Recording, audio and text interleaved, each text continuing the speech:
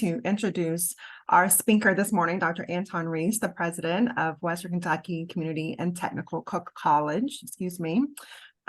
He first came on board there as president in 2016, and we met in 2017 in my hometown of Paducah at the UNESCO International Conference that we both were working on. And over the years, I am able to call him both a friend and mentor, and cannot wait for you all to learn from him and hear from him this morning. So without further ado, Dr. Reece, over to you. Let me say, first and foremost, good morning to each and every one of you. On the front end, I definitely want to thank Eleanor Barbara for this invitation. I don't know who canceled, but I'm going to seize the moment. Definitely want to thank LaDonna as well, and my good friend Sarah Stoll, as mentioned. Let me offer a couple of opening thoughts. You know, as mentioned by way of the intro, I do want us to maximize this time together. So please feel free to ask questions along the way and or in the chat, and I'm sure someone will facilitate those questions, right? So I think that really helps it to be really engaging. Second, as you can imagine, this presentation is a reflection of my experience and thoughts, and not necessarily an endorsement from the college. So I do want to say that certainly as well as we get rolling.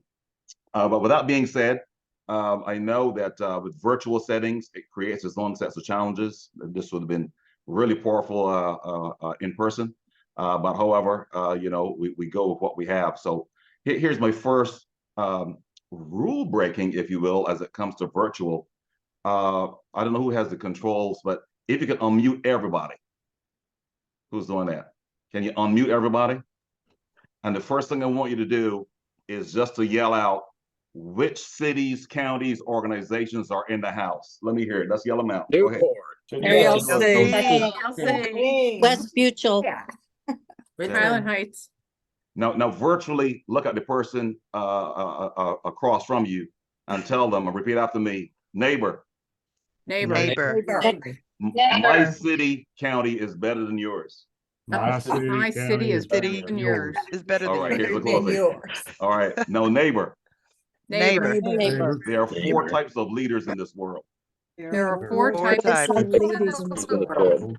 Those who watch things happen, those who watch things happen, who let things happen, who let things Let happen, things happen. those who ask what happened, those who ask what happened, What happened? and then there are those that make things happen.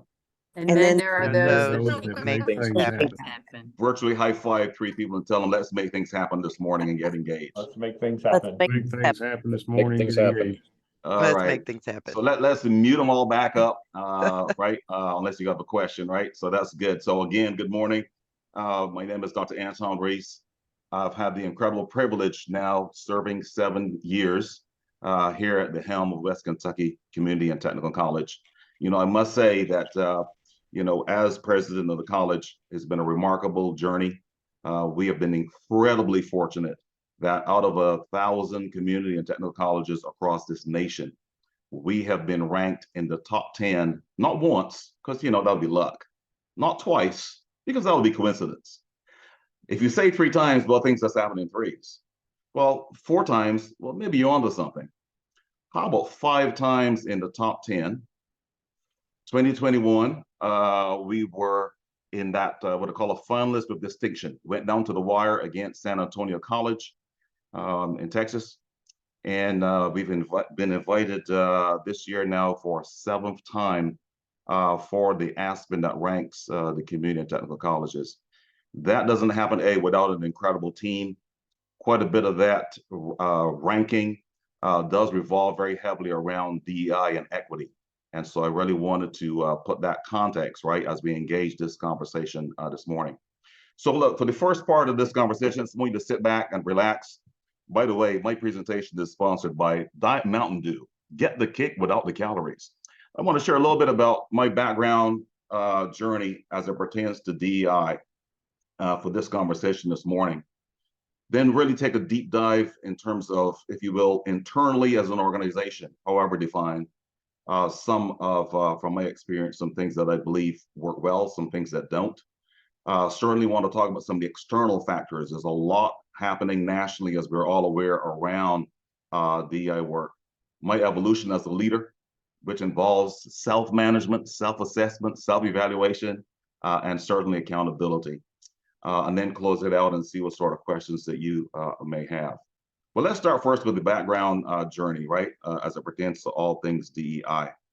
Maybe the more I talk or the quicker I talk, you may pick up on a little bit of an accent in there somewhere. I'm originally from the Caribbean nation of Barbados. Went to school there through high school.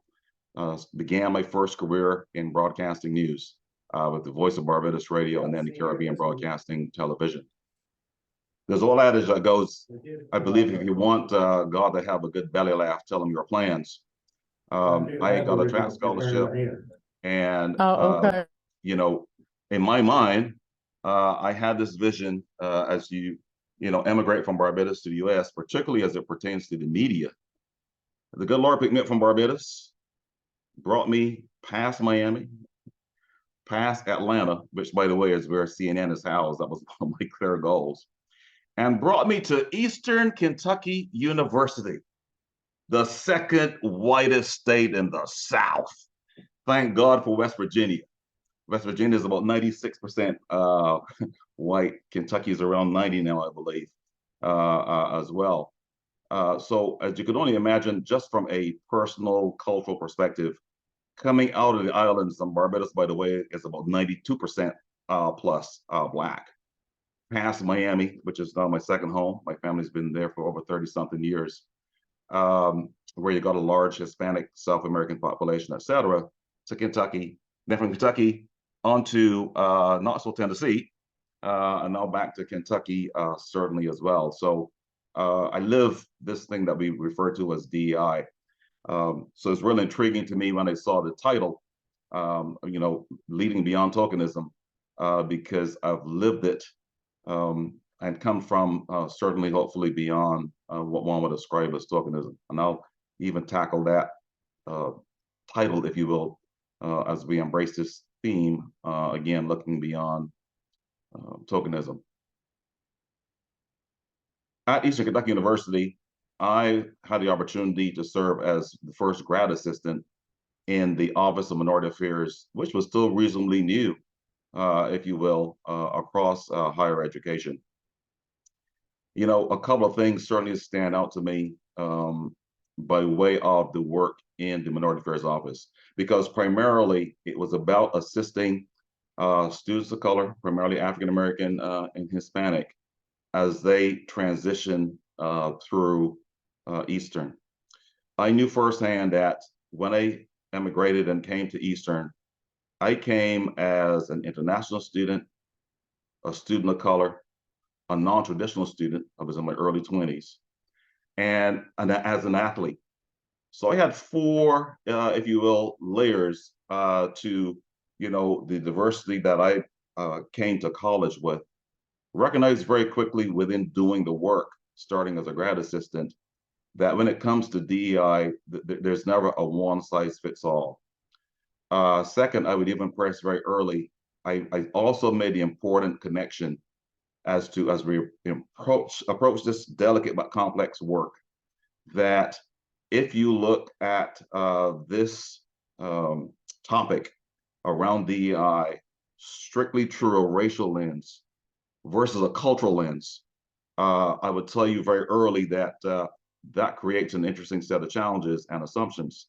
Because again, if you didn't know my background and thus saw me on screen, right, you could associate me by race, right, being African American, being Black, but I got a different set of cultures. And for those who've been down in the Miami area, it's always fascinating when you run up on Black Cubans, right? In college, of course, we had Black Africans, and we always had this interesting powwow where if you put a West Indian, African, and an African American sitting in a circle, again, from someone looking from the outside in, is this three, Black people having a conversation, but they come from very different worlds, right? So I think the distinction with culture and race is a very important part of the equation. The second if you will, baseline for me around the important work of DEI and my preparation as a grad assistant. So I was locked into the retention and graduation of students of color. We averaged back then probably about 830 students of color out of about 13,000, right? So it was certainly a lot of work on the recruitment end. Getting them in was one thing, but retaining and graduating, and those graduation rates was in the low 20s, 30s, right? So there was quite a bit of work, but very early, if you will, again, in my formation, I became more keenly aware of the importance of making data-driven assessments and interventions. Because in the absence of that, then you get into innuendo and personal feelings and thoughts, etc. The third part of my journey in building my background, context in diversity, equity, and inclusion was my involvement with an organization. I was actually there at the very beginnings of it. A gentleman, now deceased, called Dr. William Parker, was the Vice Chancellor of Minority Affairs at the University of Kentucky. This is in the 80s, mid 80s. And he formulated this group with a gentleman called Joe McMillan out of Louisville, who's also passed. He did for many years the National Black Family Conference. But Dr. Parker had this vision of, communing Black professionals across higher education at least once a year. We meet every April, they still do. And a core dual part within the association was networking, for sure. But he was very adamant about the hiring and representation of Blacks in upper tiers, if you will, within the academy. And I'll be talking a little bit more about that later on. And also about the awareness of just the whole political atmosphere of what was happening. And this was in the mid 80s. So I thought he was a visionary, a man currently beyond his time, spent quite a bit of time under his tutelage. So I had then this, if you will, added layer by way of background.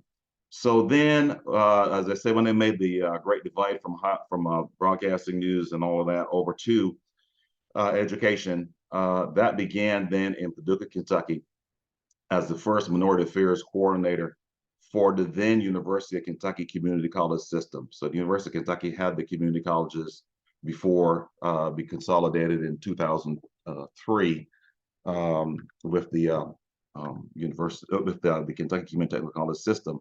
For us as a college, all right, that process began actually in '97 with the House bill by then Governor Patton. I think it then got implemented in '98, and we consolidated the colleges on that system. But in 1990, I was the first minority affairs coordinator hired.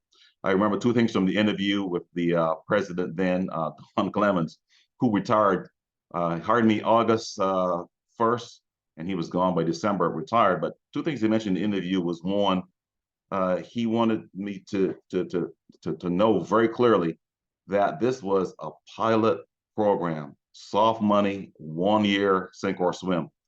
You'll be amazed how creative you get when you've got a 1 year timeline to operate under. The second thing he said during the interview was, he said to me, Mr. Reece, I want you to know this very clearly. We do not have a minority problem here at Paducah Community College. And I kind of paused and looked, and he kind of laughed, I think, as he said out loud, thinking, so why am I here? And we began even an interview process with this conversation, that it is incredibly difficult for an organization to self-assess.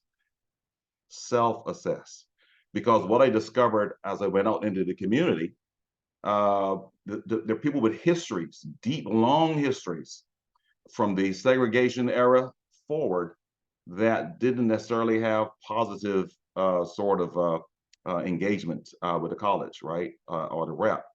So I knew as part of that early process, the importance of the internal versus external assessments as to how we gauge how we're doing really as an organization as it pertains to, again, within DEI, both access to services, opportunities to come in via hiring, or providing a service to the college, like in contracts, that type thing.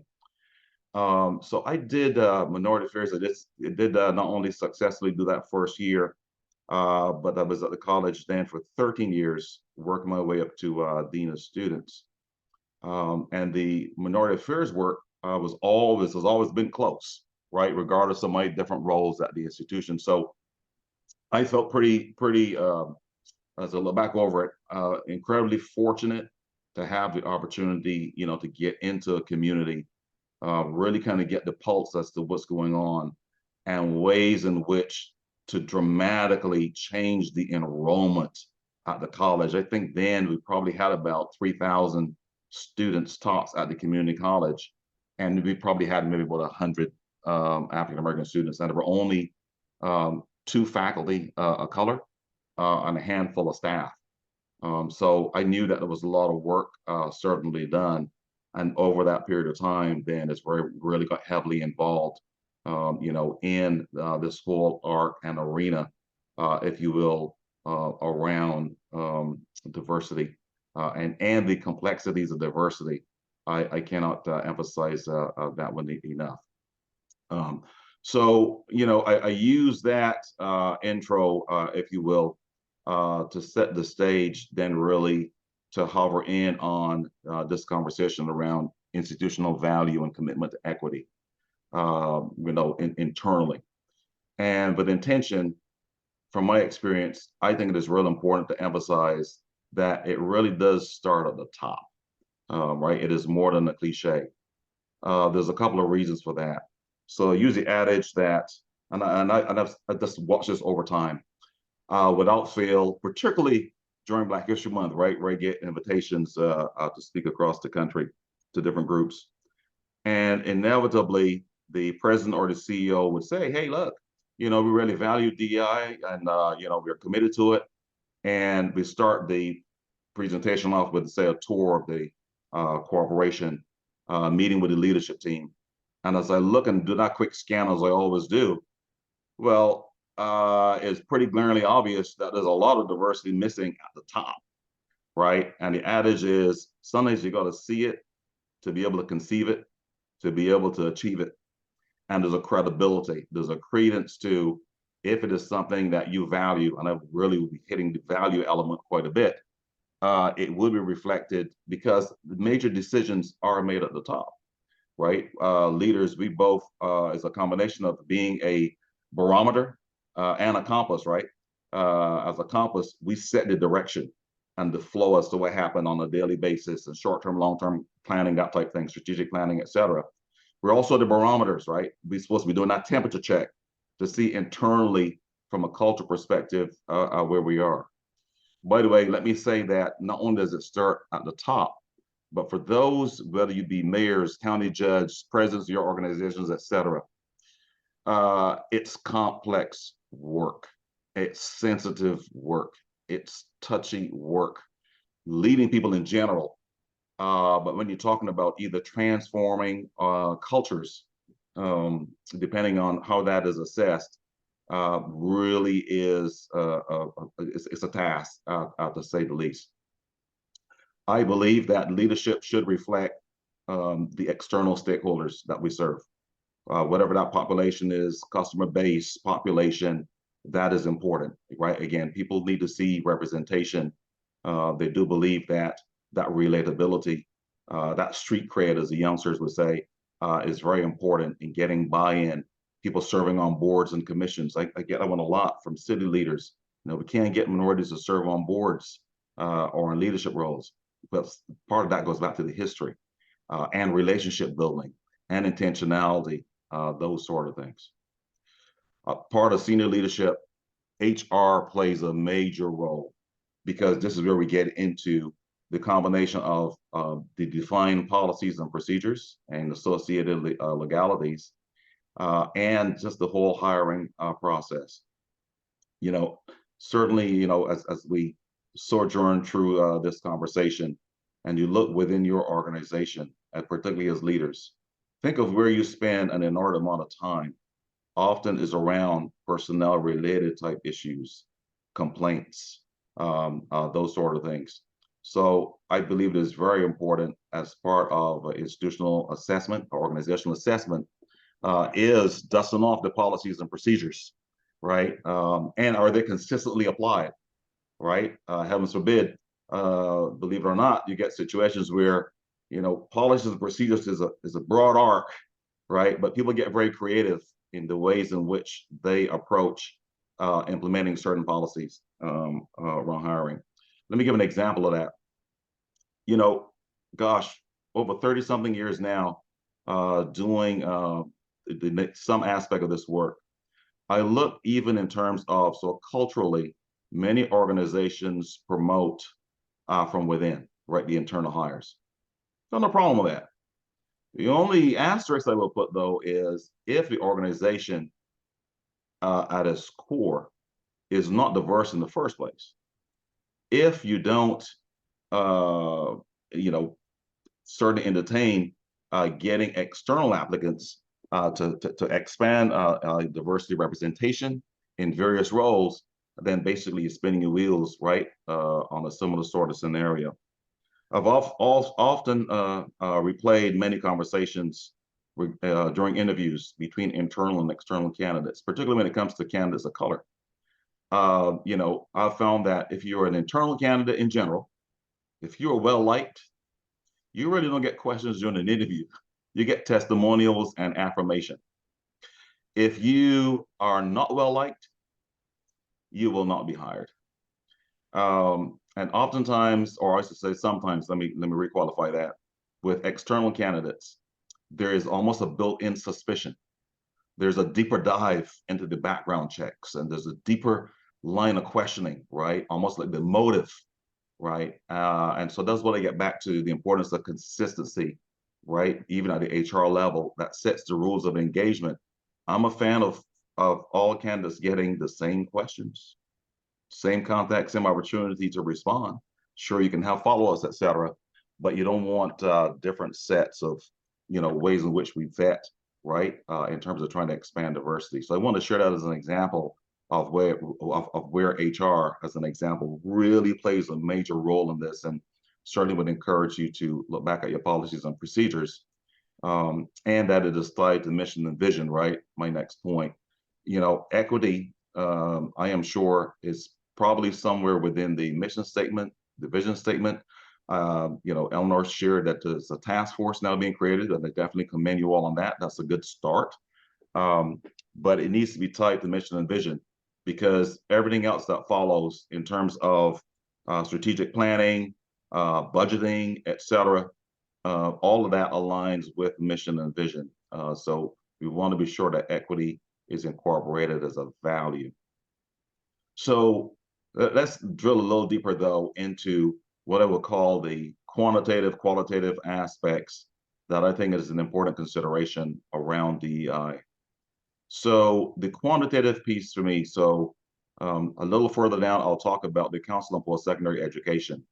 They have specific quantitative measures, right, in higher education that we have to meet in order to get new programs, kind of like a carrot stick sort of analogy, if you will, on some sort of level.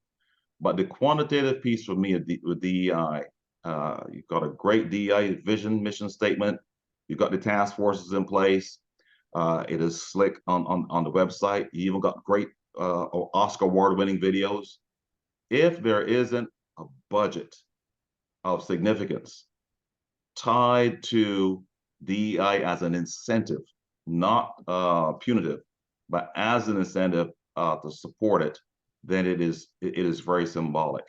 But there do need to be some aspect of quantitative measures, however defined, as you do with everything else within the operation and organization and city or county. And where does that tie in with budget? And not as a standalone, but to me, right weaved in with the overall.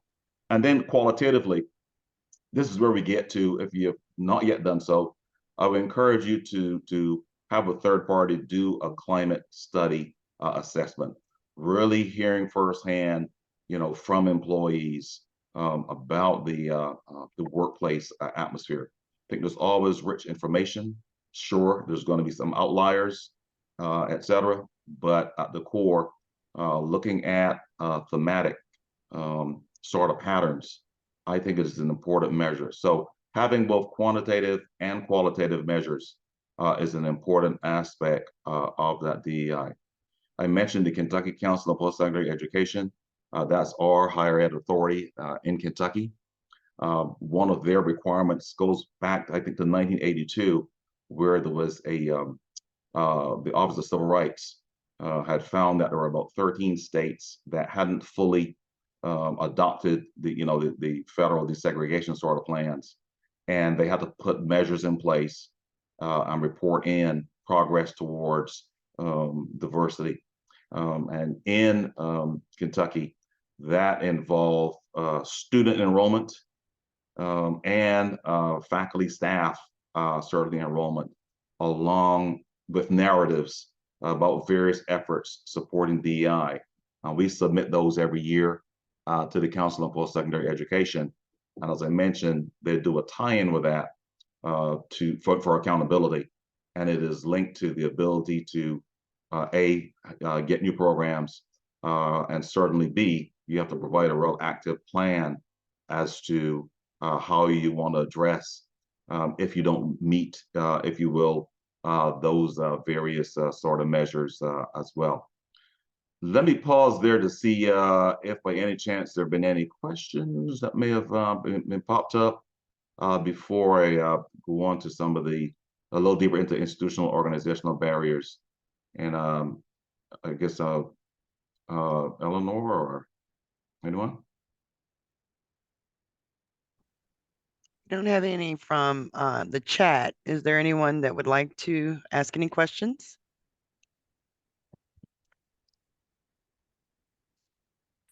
Okay, Dr. right. Reece, I guess you can carry on. All right, let me carry on. So delving a little deeper into the institutional organizational barriers. So, I talked about, again, organizations, the challenge of being able to do that internal self-assessment. And this is where I get into, in many ways, look, the history of all of our organizations, cities, counties, et cetera. There's certainly some aspect of maybe historical barriers, however defined, again, in terms of diversity type initiatives, how they've been implemented or not. For example, I know that, you look at areas like contractors, subcontractors. Some cities are very intentional of really ensuring that, there is diverse representation opportunity to be able to bid on significant contracts associated with cities. Within the banking industry, there's that community reinvestment portion where banks provide, funding to help with various community type efforts. And oftentimes in some banks, it's kind of tucked away, right, as like a little note on the wall, right, where these entities are supposed to provide support and opportunities within groups. Again, it may be hiring. I know in Paducah in the early 90s, and it's still a challenge, some of the departments, police department, fire department, I remember the engaged discussions and debates on hotly contested city hall county meetings regarding, so it was a combination of two things, right? That you had very minimal minority representation, again, with the police force and with the fire department. Part of it revolved around, I remember that part of the conversation, around the tests. There's a certain test that they take, right? And they got to score a certain amount on that test. And that, if you will, weeded out people very early as well, right? And then I remember then it was on engaged conversations about ways in which to better prepare candidates, for these exams and tests to really expand the pool, right? And over time, we actually had at one point in time, the chief of police, I think there's actually two now over the years, two Black police chiefs, and fire chief and assistant fire chief here in Paducah, right, in terms of the progress sort of scale. So again, the histories, right, play a role. I talked about the leadership representation in the overall structure. be it city commission, county fiscal courts, you know, within your respective business and industry type operations is really key. I believe that the governance, however defined, whether it's a board of directors or a commission, right, however that works, that our respective entities would only go as far, I think, as the mindset and the vision associated with these things go. So it is very important, again, you hear my consistency, that as part of that whole internal assessment, that we really do, I think, a good review and have, you know, courageous conversations, right, around those histories, those representations, looking at current data and longitudinally over time to get some context when it comes to, again, pushing and promoting DEI type initiatives. I always operate with this 20-60-20 rule within any organization. Again, however defined, you got 20% of people that are your superstars. I mean, give me more. You got another 20% on the other side of the spectrum. They'll resist what is DEI today, IT tomorrow. I think regardless of the issue, you could probably give them all gold bars. It still will not be enough. And then you got about 60% within the organization that are what I call floaters that could go in either direction. Reflection question is, within your own operation organization, which group has more influence? The 20% that's in that progressive next level, ready to go, leadership, committed to DEI and advancing? Or is it the 20% that would be the naysayers putting up the blocks? Which group do you have the most influence, and where then do you need to put into the work? So definitely, again, to encourage you to, you know, to look at that as an organization. You know, the next slide talks about, in some ways, a deeper reflection. You know, how would you rate your organization on what I call the equity scale? You know, Evangelina Halvino is a scholar, and she runs a consulting firm now, I think, up in Boston. She has this interesting kind of, it's like 6 different options, but I put them in 3 categories. Is your organization, when it comes to DEI work, you know, is it more like defined as a club, an access and opportunity club, where there are, in some cases, hidden rules as to, you know, who gets access, who gets opportunities for promotion, who's included, who is excluded? So is it an access and opportunity club as it pertains, again, to DEI and hiring and promotions and that type of thing? The second one, symbolic, celebratory, tokenism aligns with the theme, right? Looking beyond tokenism, right? And we know that oftentimes tokenism is symbolism. Over the years, my experience has shown me that the core of tokenism is window dressing that often looks like this. I call it the 3 F's. We'll do DEI as long as it revolves as something as simple as food, fun, or festival. We'll even do annuals. We'll even do monthly celebrations that involve food, fun, festival.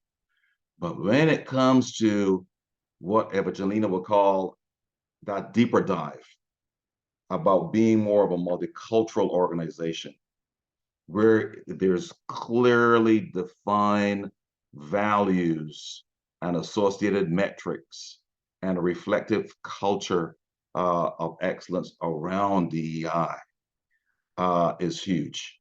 It's huge, right? And so a real good question, again, within your respective organizations, is where do you fall, you know, within those 3 tiers? You know, a related topic that, I think this is important, and hopefully it gets some conversation. So I've been around long enough to remember all the conversations around advancing DEI internally, wait for it, through mandatory training.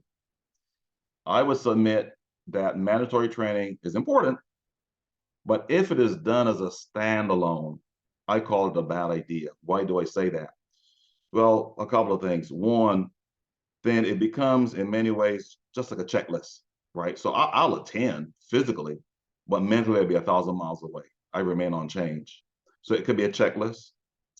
I believe that certainly, a little further down when we talk about just this shifting tide, that mandatory things are going to become more and more challenged, both court, politically, and otherwise, the idea of mandating diversity, equity, and inclusion training. So I submit my preferred path is, as opposed to mandatory, that it is weaved in again as a value, demonstrated value in various aspects of the arc of professional development. Ongoing professional development to me, I think, is really key. Here on campus over the last 2 years, we spent quite a bit of time. Many of you are familiar with Stephen Covey. He has the whole 7 habits of highly effective people, but I really liked his work on the speed of trust, because I believe that to engage in this delicate conversation around DEI and to advance it, man, there's a deep trust factor, and trust at its core is relationship and communication, timely communication, openness, receptivity, support, challenge to self, challenge to others, that type thing. Another author, Patrick Lencioni, has a great book called The 5 Dysfunctions of a Team. And among the 5 dysfunctions, he puts right there pretty much at the very top, the inability to have courageous conversations. We'll have superficial conversations. But if, as an organization, hasn't matured to a point where you could have productive, candid, open discourse, it is very difficult, I believe, to really fully and truly advance DEI. Shifting to all that was internal, well, let's really get deeper into the wicket, as they would say, as it pertains to some factors that are happening externally. So, if you pretty much spend more than 5 seconds on any aspect of regular media, social media, certainly, as a nation with all things political, you will hear the hotly contested debates around what is now being described as woke culture. In many ways, as a synonym, I think, for either like deep left or changing culture.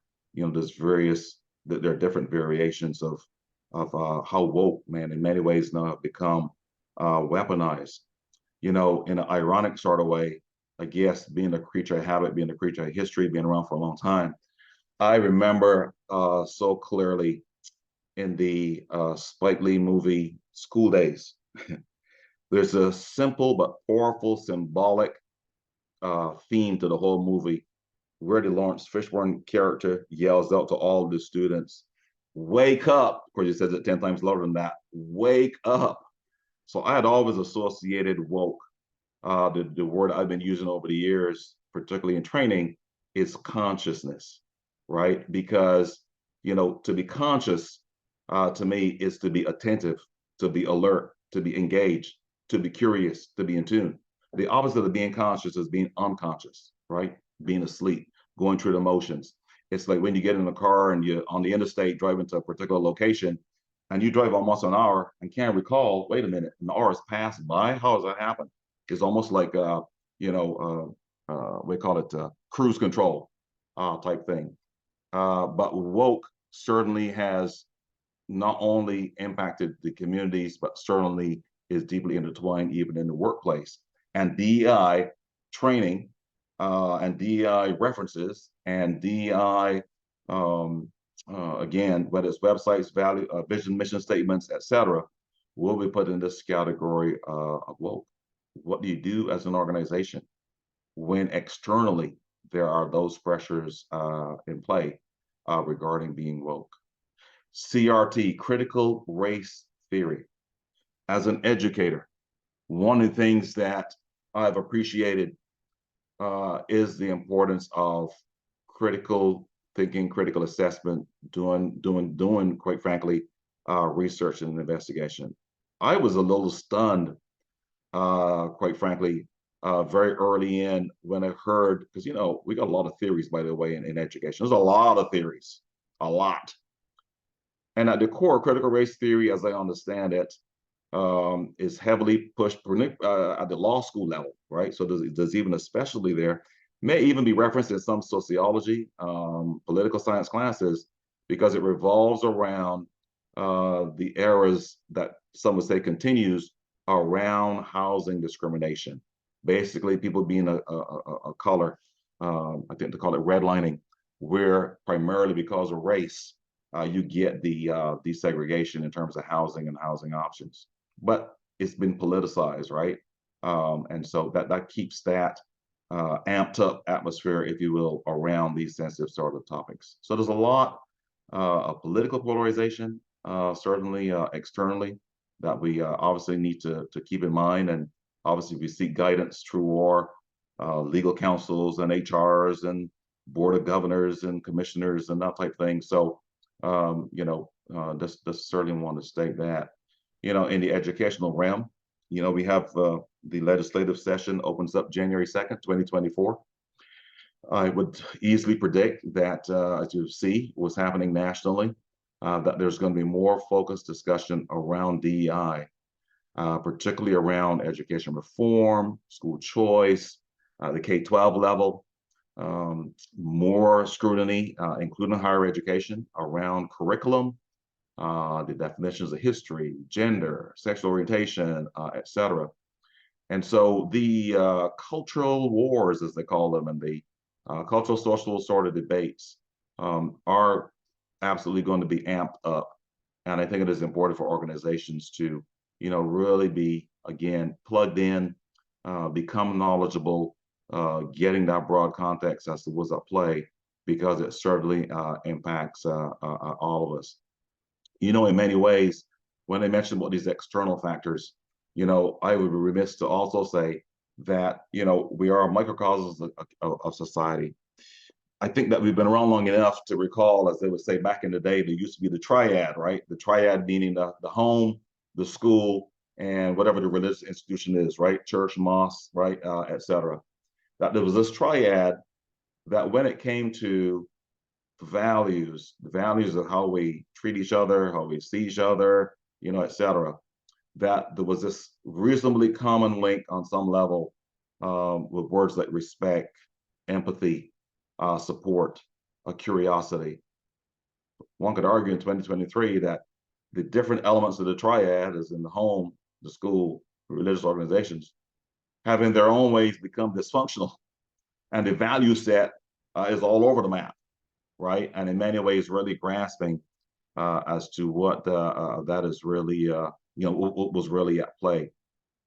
So, you know, again, internally and externally, I submit to you that, you know, these are certainly some of the factors that we need to take in consideration. I think I saw. Dr. Reece, Yes. we have a couple questions in the chat. Yeah. If you'd like to address them now. Okay, please go ahead. One says, talk about going beyond tokenism and being inclusive when your community's population is not diverse. So one aspect, I believe, of credibility is meeting people where they are. You know, talk about this as a college. You know, we've been really challenged at getting, as an example of that, more Hispanic students. As it is with all cultures, there's varying levels of complexity, right? None is a monolith. But there is generalizing suspicions. You know, of course, you got the whole immigration, you know, type thing. Then you got the different generations, first generation, second generation, language barriers, etc. And one of the ways that I pushed my team was that we can no longer afford to do like what I call the lighthouse effect. Yeah, sure, we could change the brochures up, make them Spanish, English. We could continue with the mantra of, you know, come see us. We need to flip that where we actually go to meet people where they are.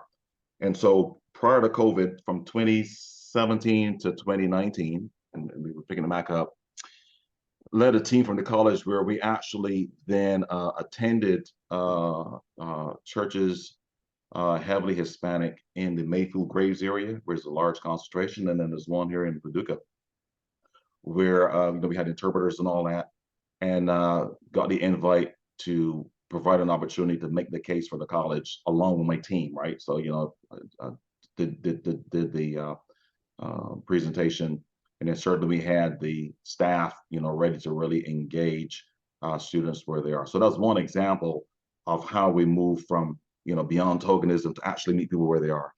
The second is this past year. So for the past 6 years, I had a vision that came into play of convening the business leaders throughout this region. We serve about a 15 county region, including parts of Southern Illinois and Tennessee.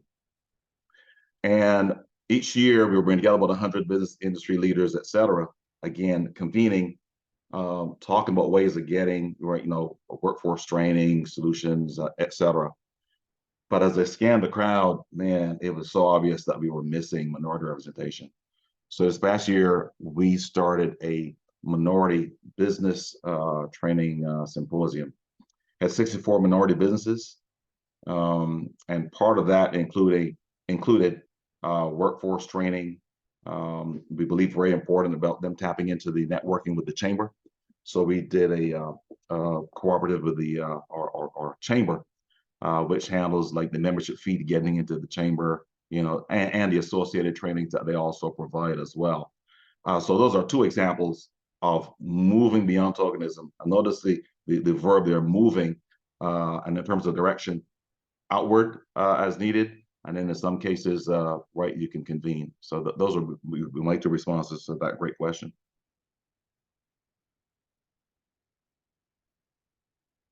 Sorry, thank you. I have one other one for you. Going a little bit deeper into having courageous conversations within an organization and the intent behind it. Yeah.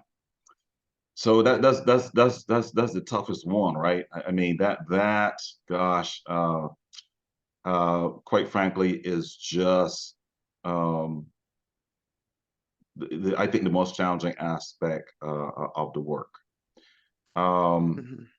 Let me I'm trying to process how to more adequately respond to the question of how do you get deeper into these courageous conversations. So Eleanor, if you could go to the next slide.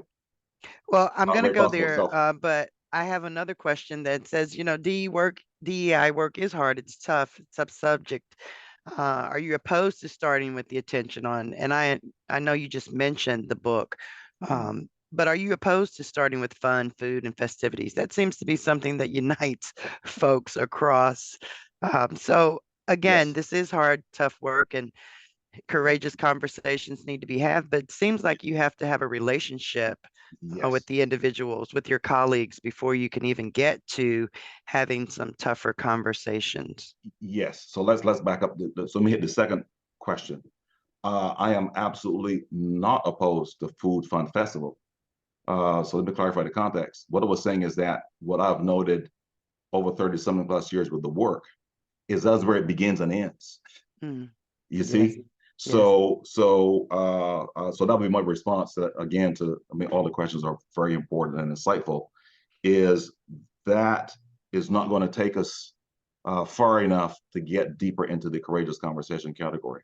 So yes, I'm fully supportive of it. I think it's a good celebration, a good outward reflection, right, of opportunities to, as mentioned, to fellowship, in a not so threatening sort of atmosphere, by the way, right? I mean, you know how it is, there's a festive aspect, a fellowship aspect that could foster and promote discussion. So no doubt about that as well. So hopefully I've addressed that one. Thank you. If you go to the next slide, though, I'm going to focus in on the third bullet, because this is where I want to, really, again, I'm just giving my perspective on this thing, right? Obviously. If you lock in on the third bullet, it raises this question: how deeply rooted are your convictions around equity, DEI, that type thing? And where does that start? So this whole section here is where I get into this self-assessment, self-reflection, self-management. right? Understanding self.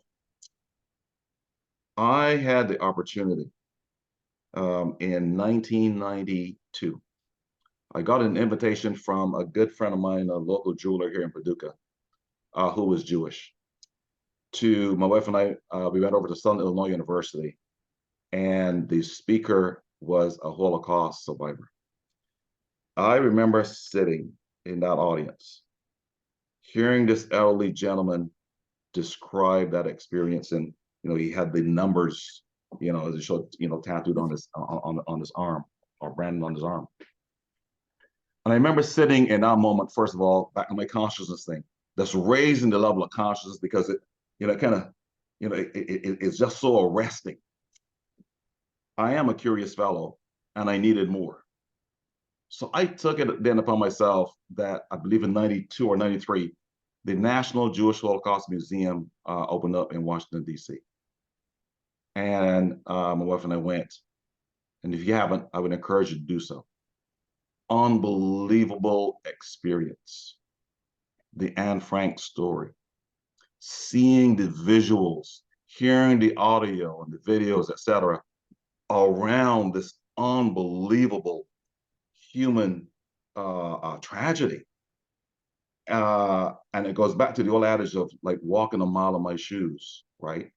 Part of getting to deeper conversations is you got to get outside of yourself. It is ironic in some ways when people say that they don't want to go too deep because it makes people uncomfortable. I see that as a prerequisite. I don't want to be comfortable around the complexities and tragedies of any culture, right? And what defines them, what they're really all about. So Eleanor, I use that as a first place that in order to have deep, courageous conversations, part of that question is where are individuals and the readiness to go deep, right? So that's one aspect of it.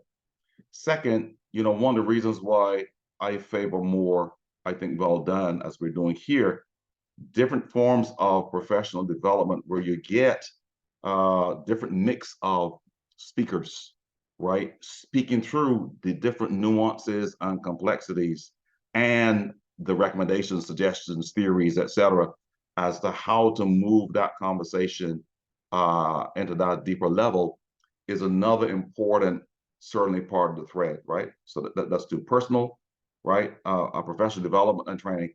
And then third, I believe that we take our cues on some level from our leaders.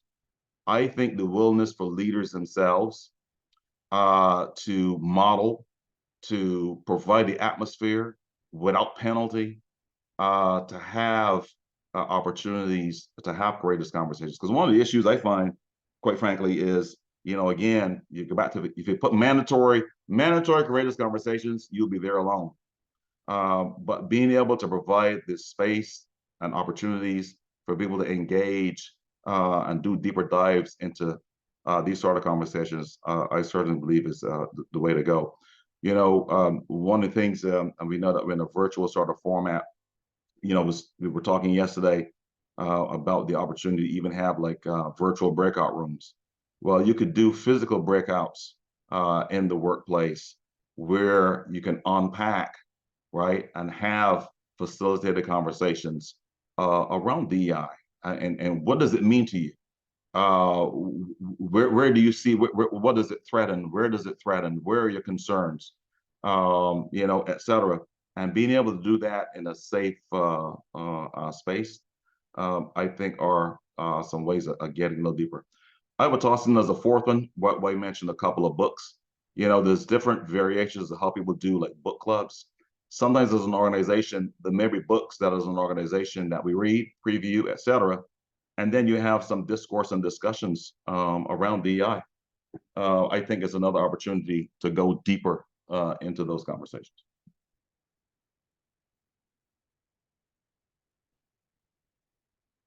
Eleanor, was it?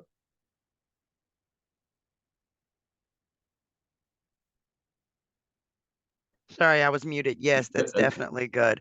And just to add to that, KLC did do a a book club around the Harlem Renaissance. And so that's something I think that we're going to continue on with. I know Terry Johnson led that effort, and she's been very instrumental in a lot of things DE&I around KLC. You know, I'm also wondering too, of course, you know, on the college campus, we mix it up during the celebrations of different months, right? But, you know, we do different video series, you know, around different themes for Hispanic month, you know, some documentaries about Cesar Chavez, the struggles, the advocacy, et cetera. You know, of course, during Black History Month, there's a variety of, you know, different combinations of documentaries and videos and all of that, right? As well. So I think mixing up multimodal, I think is a good way to go.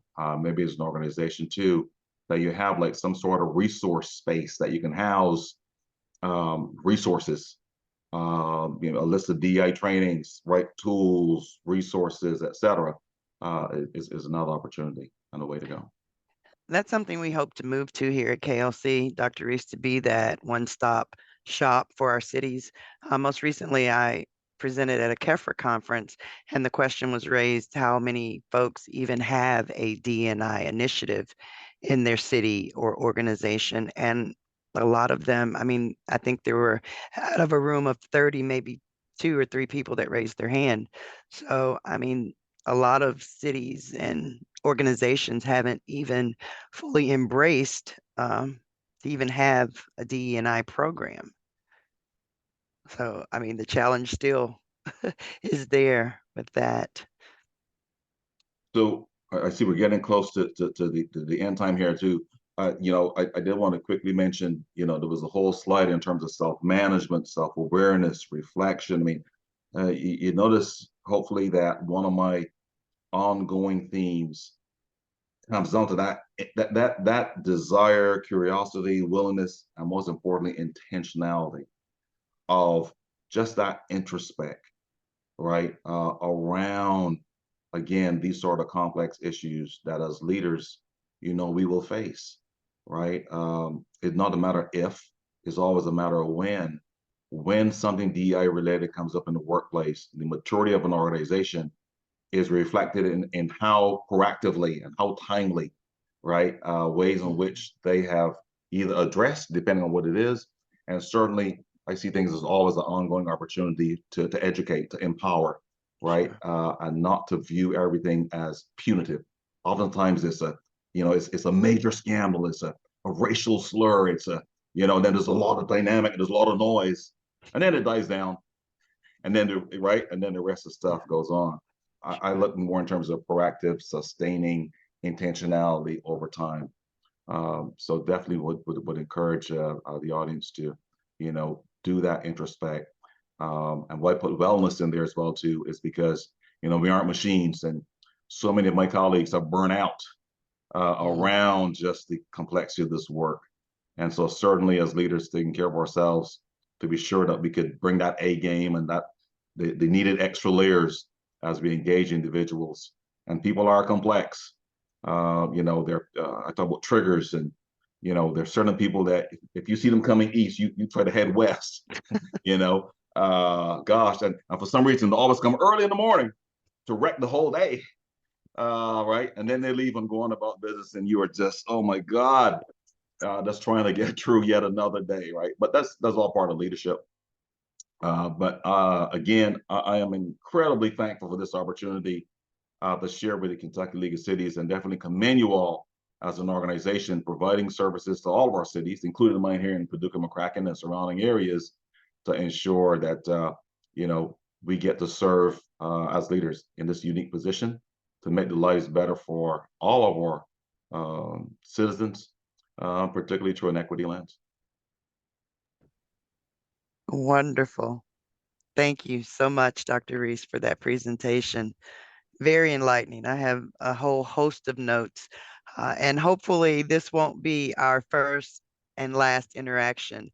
We would love to get you to speak before our cities. We're getting a lot of thank yous. Thank you. We appreciate the insight that you brought to our city officials and elected officials today. Thank you so much. Is there any other comments or questions that need to be addressed here? Great. So if there are none, we thank you all for being here today and attending this series on looking beyond tokenism. We hope you've learned something. These recordings will be available on our website, and look forward to 2024. We're going to keep these conversations going, Dr. Reece. We're going to keep some fun festivities and food going over here at KLC because that's what we like to do. But we're definitely, that's the surface. We want to start to build these relationships and with our city officials as well, so we can have open dialogue and more candid conversation. So again, we just say thank you for this time. I did have plenty of questions over here highlighted, especially with the first, but I know it is 11 o'clock, so maybe I can chat with you offline. Thank you so much. Thank you, sir. Have a great day.